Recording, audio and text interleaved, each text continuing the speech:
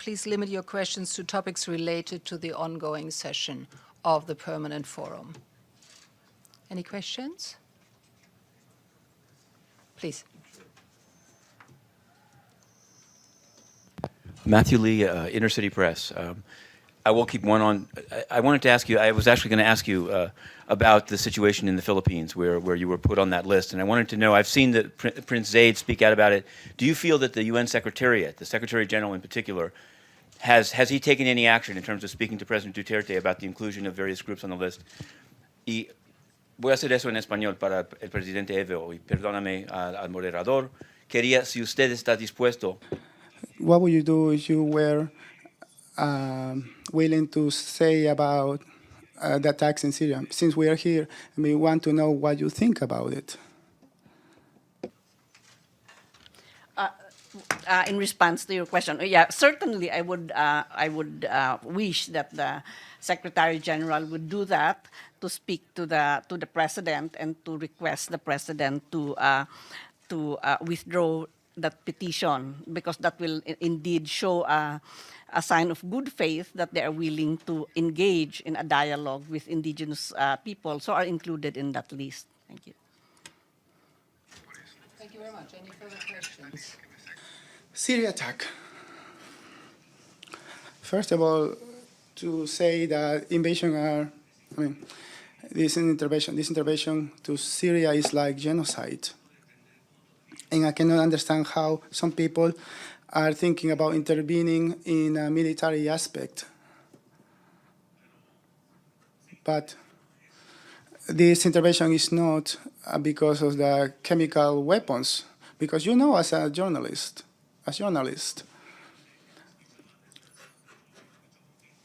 because when I started working in this, I could hear about Saddam Hussein having massive arms of mass destruction.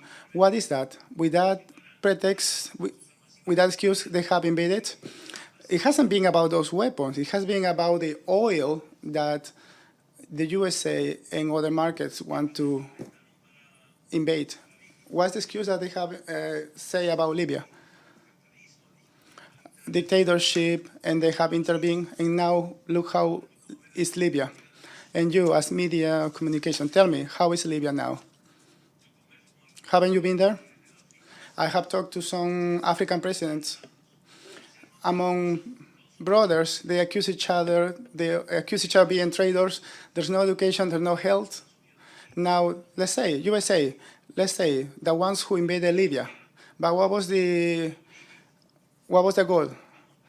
The Libyan oil for the USA and some European capitalists. And in that time, when Zapatero was a president, now Libyan oil is in whose hands? And he tells me, no, don't ask me, ask other European presidents. That's why these interventions are. Chemical weapons, oh, please, is the control. It's the politicians who want to have this control. Before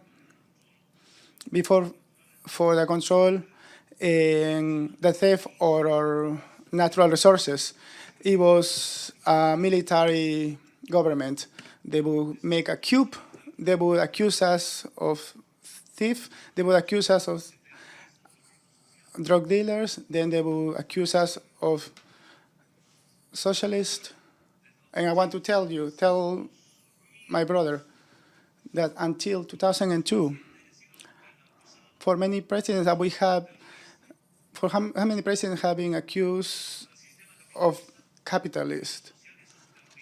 For these people, we are socialists or terrorists. So I want to tell you that, I want to tell the press that we have overcome this fight, and now they're making up out of totalitarianism regime, dictators. In my country, at least, when we got to 2005, when we got to 54%, almost 30 years ago, 50 years ago, There was no time that a president would win with this amount, this percentage, 20%, 30%. There was a democracy based on a pact.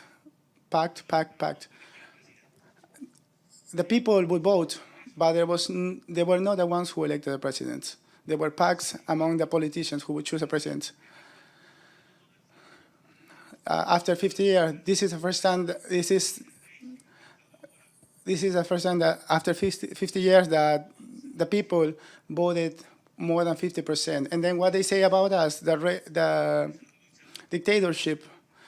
No, this is a fight. This is a fight between socialism and capitalism, the fight between poor people and rich people. It's a fight between imperialism and the people, and that's what I always ask myself.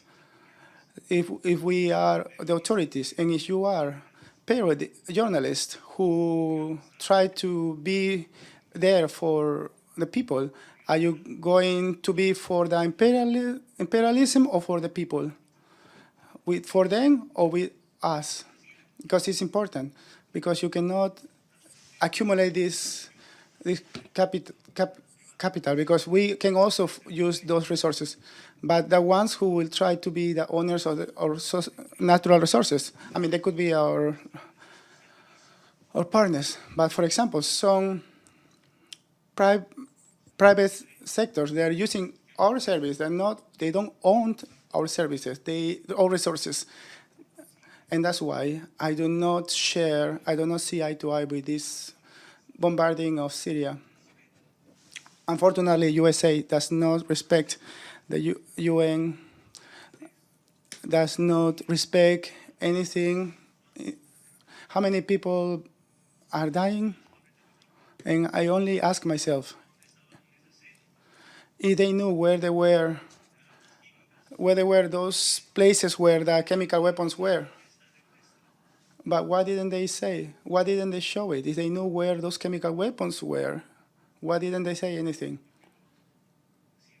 I want to say this morning that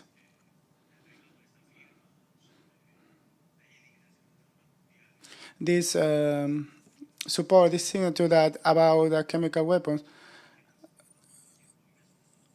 because to support these indigenous people, because Bolivia is a pacifist state.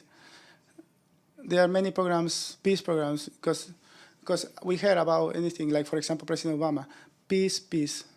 And what I want you to know, peace without social justice, there will never be.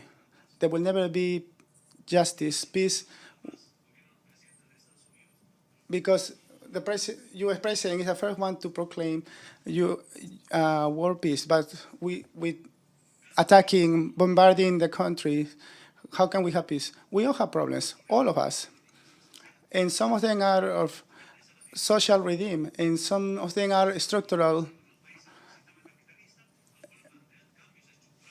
And some problems we can have in the capital aspect, we can redeem ourselves. For example, we can do that, even us. We can all do that. So in our experience, it has been so important.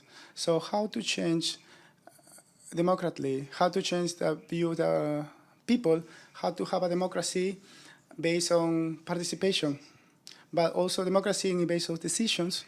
And I want you to have, for example, monthly, we have monthly meetings, with social cabinet. For example, a meeting with the president every morning, every week. We don't, since, like, for example, in countries there are cabinets.